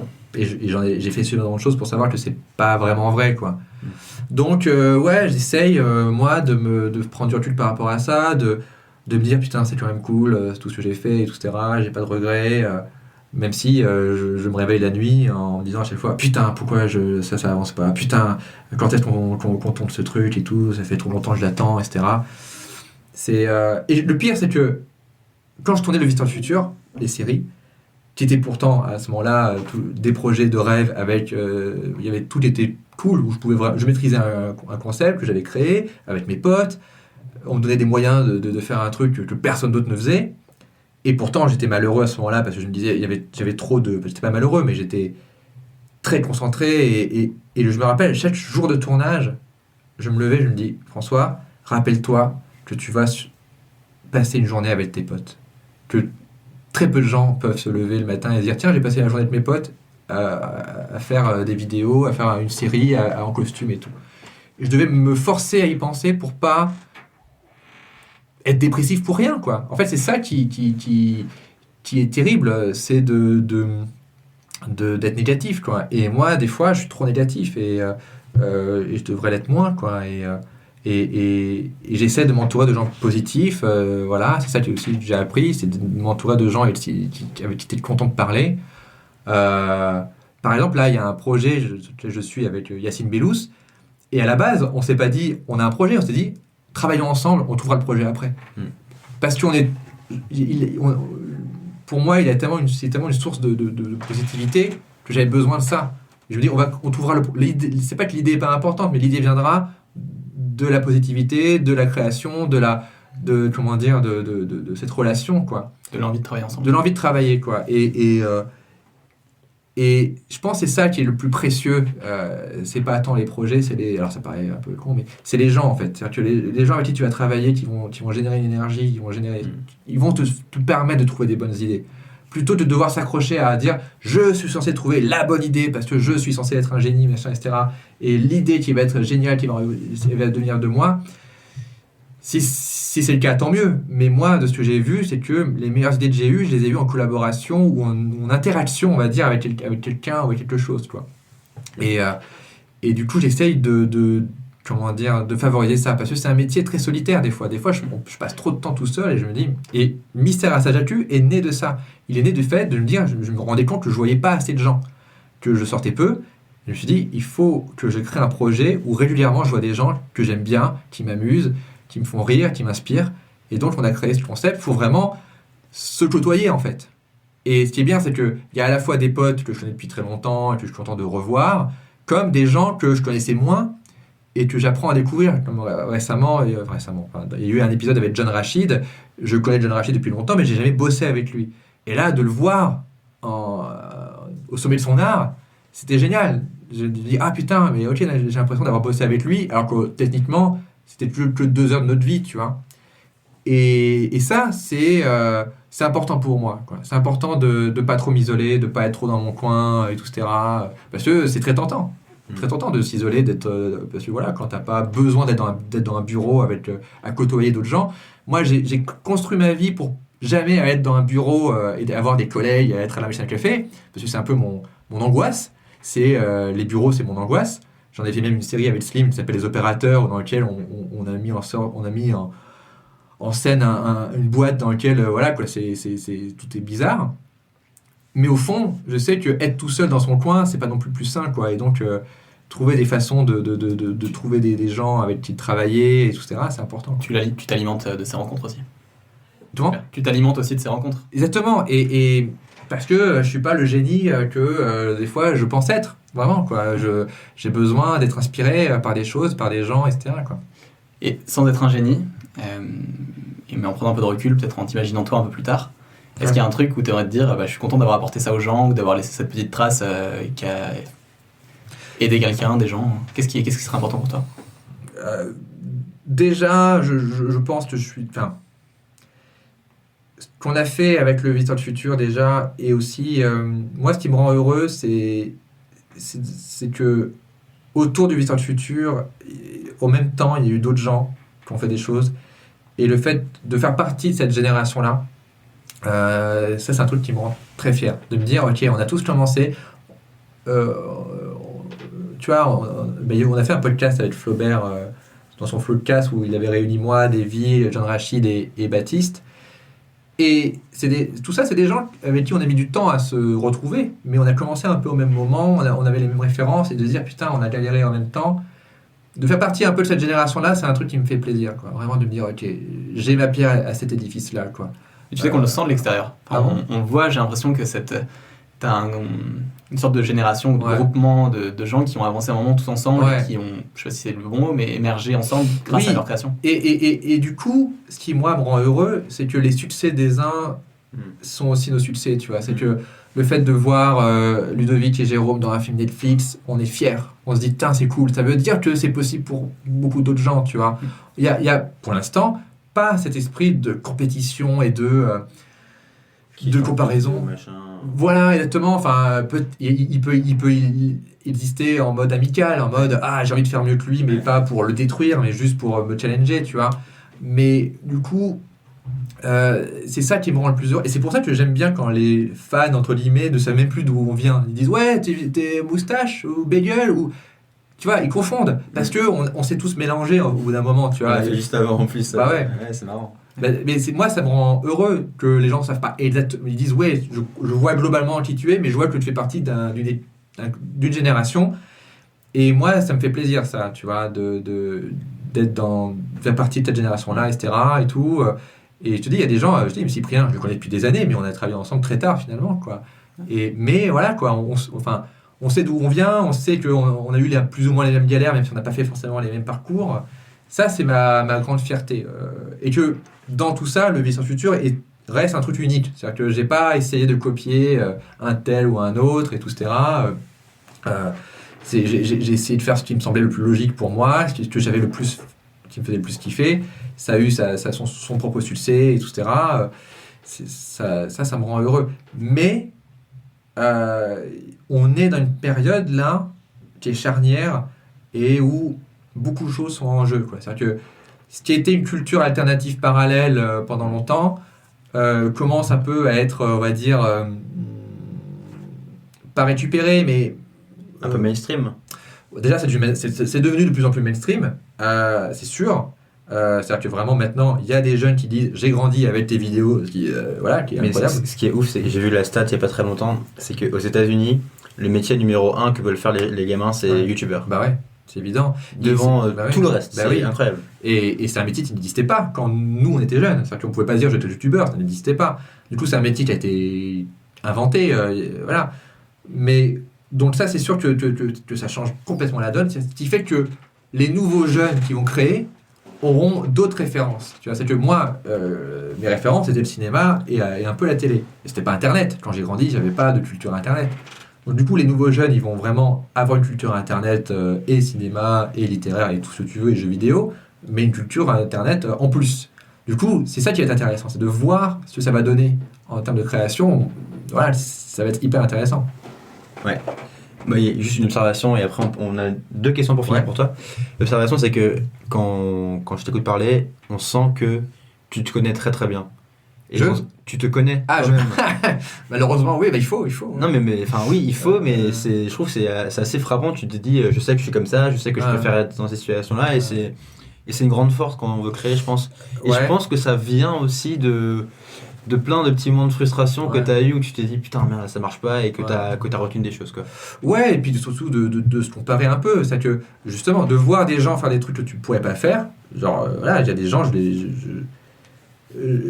même mon propre frère, je me dis, tiens, il fait des trucs, je pourrais pas le faire. De le savoir. Et de pas se dire, c'est nul, de se dire, putain, c'est différent, et donc moi, je fais ça, et tout. Et moi, je trouve ça enrichissant de voir des talents chez les autres. Pour certains, c'est l'inverse. Pour certains, c'est on va dire, ils sont inhibés en Ouais. voyant des gens talentueux, etc. Moi, quand je vois des gens talentueux, je suis pas inhibé, au contraire, je trouve ça génial. Je me dis, ah putain, ce qu'il fait, c'est vachement bien. Ouais. Mais Tu connais tes limites. je connais, surtout, je me dis, ok, je me dis, ok, enfin, j'ai grandi dans une famille. Au début, je voulais dessiner. Enfin, au début, quand j'avais 7 ans. Et ma grande sœur est une génie du dessin. Du coup, j'ai fait, bon, ok, bah, c'est pas pour moi, ça. Vraiment, je me suis dit, c'est pas pour moi, il faut que je trouve autre chose. Et même ma deuxième sœur a commencé à dessiner. Et pareil, elle a vu le dessin de ma grande sœur, elle fait, ok, je vais faire de la photo. Tu vois. Et du coup, de trouver sa spécialité, c'est sans pour autant non plus.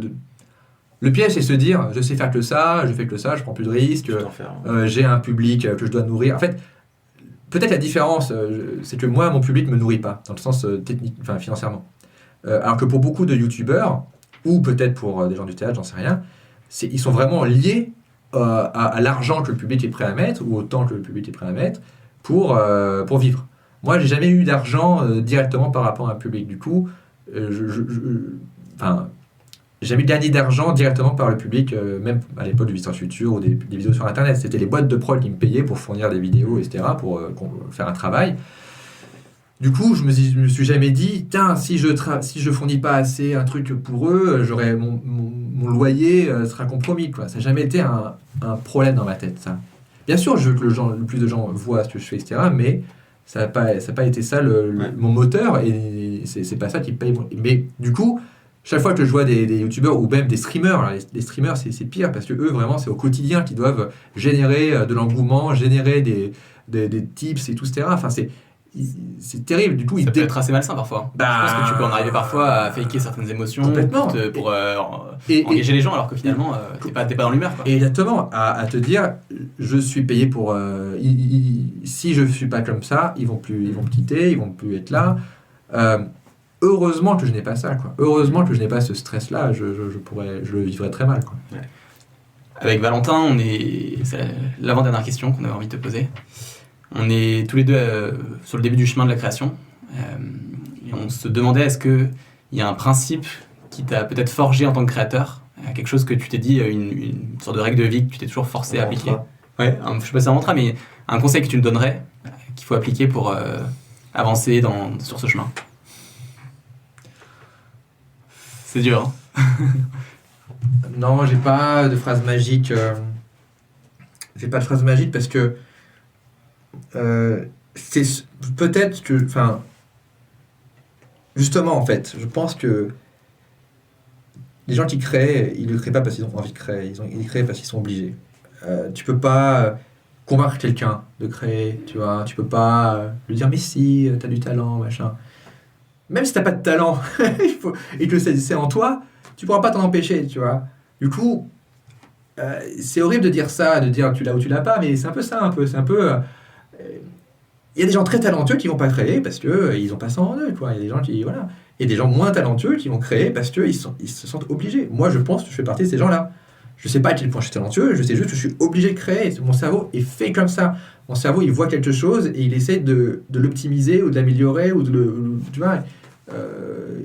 Du coup, quand je parle de pulsion, c'est vraiment ça, quoi. C'est comme manger, quoi. Et malheureusement, le plus dur, c'est de créer un cadre où ces pulsions-là fournissent des projets, te mettent pas trop dans la merde et tout, etc. Comme je te dis, ils sont sains. C'est comme Dexter, tu vois. Dexter, il a une pulsion de serial killer et son beau-père lui dit tu vas tuer des gens pires que toi, comme ça, cette pulsion-là, elle est générée. Être auteur, c'est ça, quoi. C'est comment canaliser cette énergie-là, ce manque, cette envie de créer, pour que ce soit, on va dire, pas un enfer, et ça te rend pas malheureux, quoi. C'est ça le plus dur. Le plus dur, c'est pas de créer ou pas de créer. Le plus dur, c'est d'avoir ce cadre de vie, etc., qui va te permettre comment dire, d'en être satisfait. Et comme on en a parlé, c'est sûr que ça te demande de passer par plein de questions, parce que, oui, de dire qu'est-ce qu'un succès, est-ce qu'un succès, c'est ce qu'on pense vraiment, qu'est-ce que tu veux vraiment faire, et t'auras jamais terminé de te poser ces questions-là, quoi. Et peut-être du coup un conseil qu'on tire de ce que tu as dit, enfin moi ça me fait réagir sur un point, Dis-moi. c'est peut-être essayer de te créer un environnement qui va alimenter tes pulsions, pour que tu aies envie de créer et que ça devienne encore plus profond de toi. Voilà, exactement, et que c'est ça, l'environnement, c'est ça. Alors, c'est pour ça que ce qui est difficile au début, c'est quand c'est pas je pense qu'il faut pas culpabiliser au début d'avoir un job. C'est-à-dire que moi, c'est comme ça que je le voyais. D'avoir des jobs alimentaires, je me suis dit, c'est ça qui me permet de payer un loyer, qui me permet d'avoir du temps et tout ça.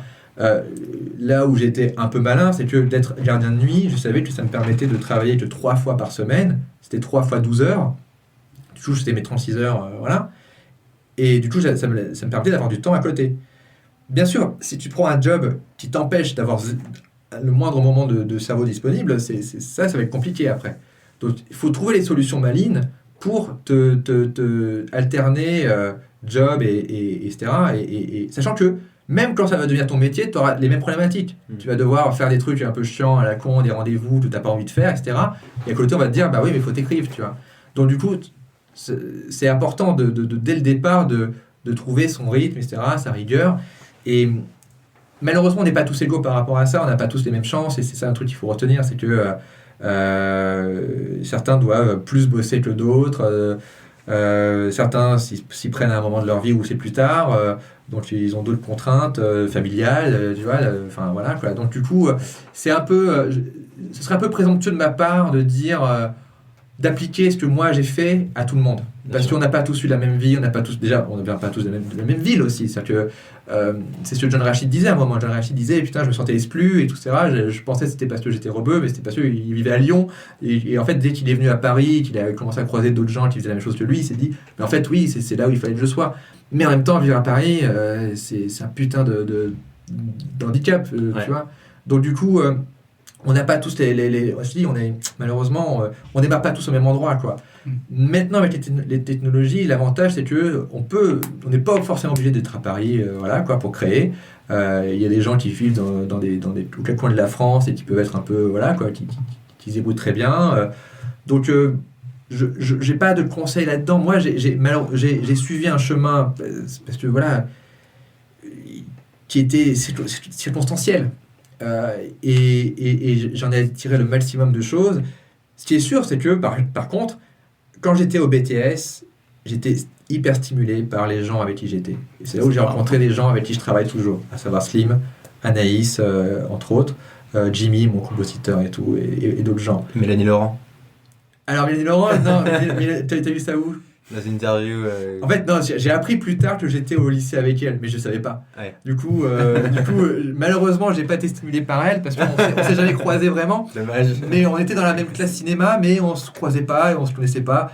Et je l'ai appris plus tard, quoi. Je trouve ça super intéressant ce que tu dis sur t'entourer de gens qui te stimulent et t'aident à avancer aussi, et sur qui tu peux t'appuyer. Complètement. Et alors, ce qui est compliqué, c'est de trouver les bonnes personnes, parce que des fois, il y a des gens qui veulent t'aider, mais qui finalement sont des boulets. Ouais. Et ça, c'est compliqué à faire. Tu sais, c'est trop tard. et du coup, ça, c'est compliqué.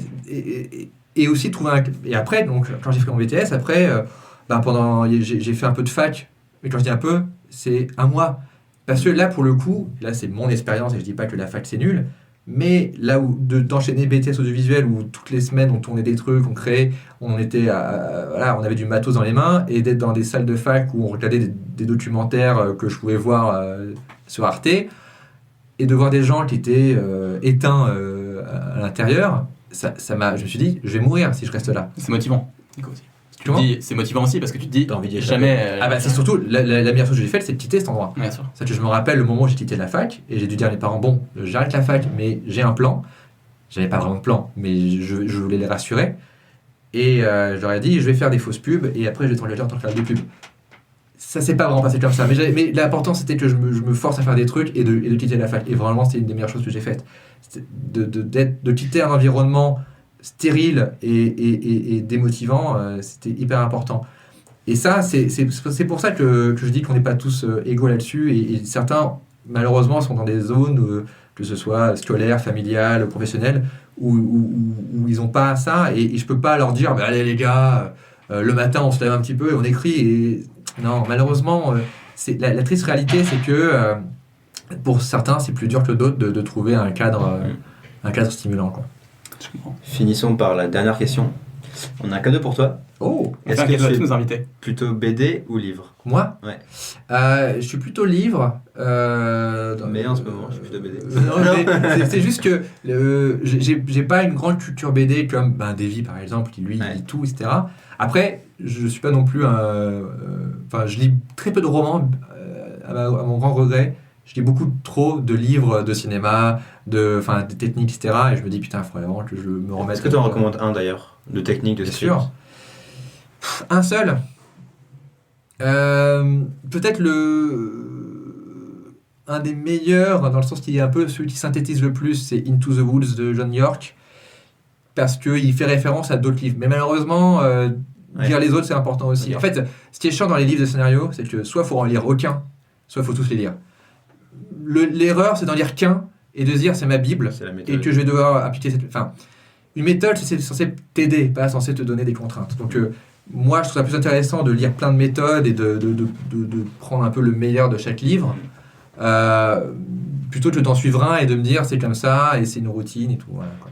Donc, Into the Woods, je trouve ça assez fort parce que je trouve qu'il arrive à mettre le doigt sur des trucs très simples et en résumant un peu toutes les autres méthodes, quoi. Ok, bah écoute. On t'offre les deux? On t'offre les deux. Oh, bah trop mal. Oh, tant que j'ai Alors, pas à choisir. Tu vas faire un unboxing à la. Ah oui, un unboxing en ASMR, en s'il te plaît. ASMR. Attention, je vais Attends, je mets la lumière. Vas-y. Je vais enlever le papier.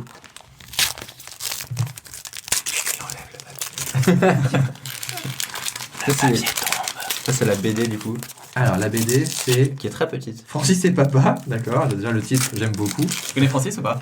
Alors, attends. Ah oui, bah, bien sûr, bien sûr, bien, je vois, oui, c'est les. Oui, oui. Bah, Excellent. En fait, c'est une BD qui, c'est des petites pages ouais. qui commencent toujours par les deux mêmes cases, Ouais. qui sont, tu peux les lire sur chaque page. Soudain, Donc ça commence toujours comme ça. Ouais. Francis se promène dans la campagne, Soudain. il se passe quelque chose. Et là, après, voilà, chacun a une petite aventure. Bah, en fait, j'avais vu passer ça sur internet, quoi, mais j'avais jamais eu la BD dans les mains. Putain, super. Et bah, tu nous en diras des nouvelles. Ok.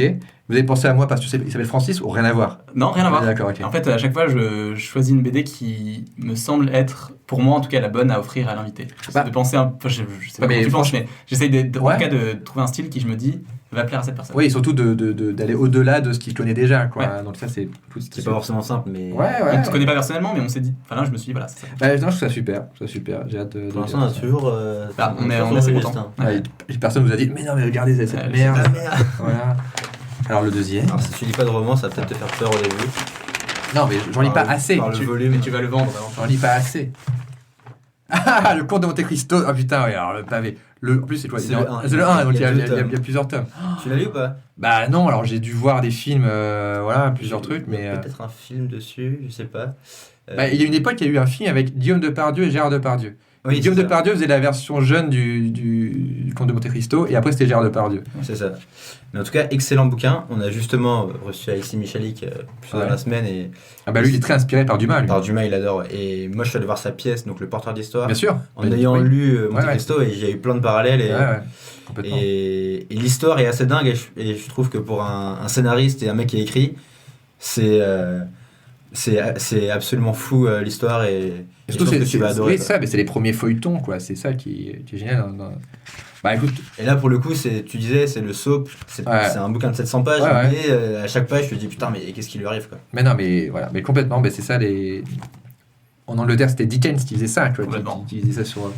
Donc complètement. Mais écoute, merci, vraiment super. Mais super c'est un cadeau. grand plaisir, merci d'être venu. Franchement, Non, François, non, ouais. c'était une super conversation. Je sais pas, en fait, je sais que c'est frustrant parce que j'ai jamais une ligne directrice très précise et c'est pour ça que j'ai toujours encore. Pour l'instant, j'ai un peu refusé de faire des TED Talks, etc. Ouais. Parce que j'aime bien discuter, Je préfère discuter plutôt que d'avoir donné un cours, quoi. Mais c'est ça le pouvoir du podcast, je trouve. Ouais. C'est que là, on a une discussion, pour moi, qui a été vachement sympa. Et je sais pas si ça se ressentira derrière le micro, mais je trouve que plus ça a avancé, plus déjà on a l'impression de te connaître un peu plus, et plus c'était détendu, et on abordait des sujets vachement intéressants, et merci pour ça. Moi, je trouve que tu as illustré un point dont je me suis rendu compte, et on se rend compte quand on avance, c'est quand tu es petit et que tu regardes les adultes, tu te dis, ils ont un modèle, c'est simple pour eux, ils filent droit, ils savent où ils vont, et la vie est réglée. Et plus tu avances, et plus tu te rends compte que personne ne sait ce qu'il fait, et que tu avances un peu à tâtons, et que tu découvres un peu en faisant, et que quand tu te regardes en arrière, tu fais une post-rationalité et t'expliques les choses. Et alors, par rapport à ça, ce que tu dis, je sais pas si on a encore le temps. Non, bien sûr. Ce qui est terrible par rapport aux nouvelles générations, c'est que, ça c'est un truc qui m'obsède, c'est que avant, quand je dis avant, c'est vraiment aux temps anciens, les anciens instruisaient les plus jeunes d'un savoir qui était important, à savoir, je sais pas, comment survivre, comment les métiers, tout ça, c'était assez figé. Maintenant, on vit à une époque où les anciens ne possèdent pas un savoir technique qui va permettre aux plus jeunes de s'intégrer dans la société, puisque tout change trop vite. Du coup, c'est les plus jeunes qui sont plus au courant des nouveaux métiers, des nouveaux usages. C'est eux qui les créent. C'est eux qui les créent. Et du coup, pour les plus jeunes, ce qui est plus dur, c'est qu'ils ont une absence de modèle. Ou alors, c'est des modèles de leur âge. C'est pour ça qu'ils veulent tous être youtubeurs. Et voilà. Et du coup, ça crée un fossé de génération où... d'où vient la transmission, qu'est-ce qu'on peut transmettre vraiment. Alors bien sûr, il y a des trucs qu'on peut pas ne pas transmettre, il y a au niveau de la morale, tout ça. Mais en termes d'inspiration, c'est plus dur, je pense, pour les jeunes de maintenant, parce que... T'as plus de chemin préconçu, je pense. Voilà, et que ce qui était un modèle il y a quelques années n'est plus maintenant, quoi. Donc...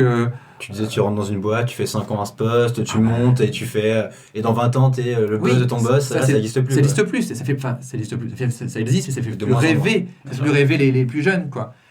Et en plus, même, le métier de youtubeur est un métier tellement instable et précaire et où toutes les règles changent.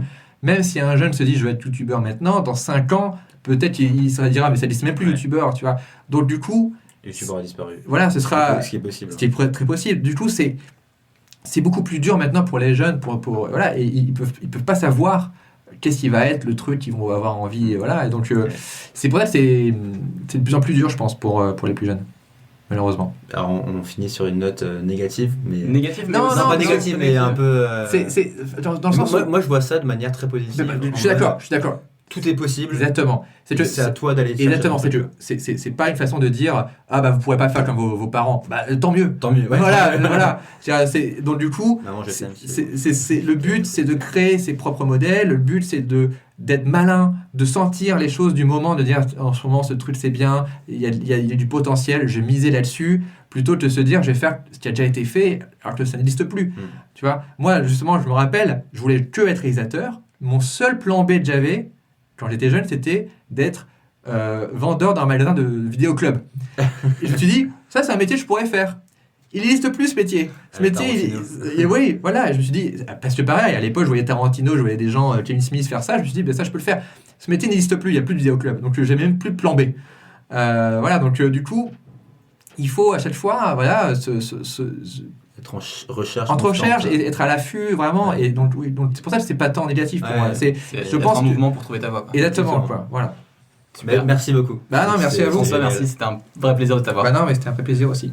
Ciao. À bientôt. Merci. Ciao.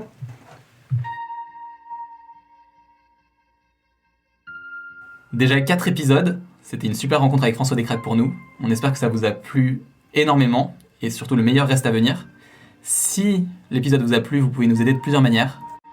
Comme d'habitude, vous pouvez partager le podcast à vos amis, nous laisser un avis sur iTunes, donner une chance à mon livre, et le dernier, j'ai oublié, Kylian, tu vas peut-être m'aider. S'inscrire à la newsletter. Car nous partageons toutes les semaines de très beaux conseils. Exactement.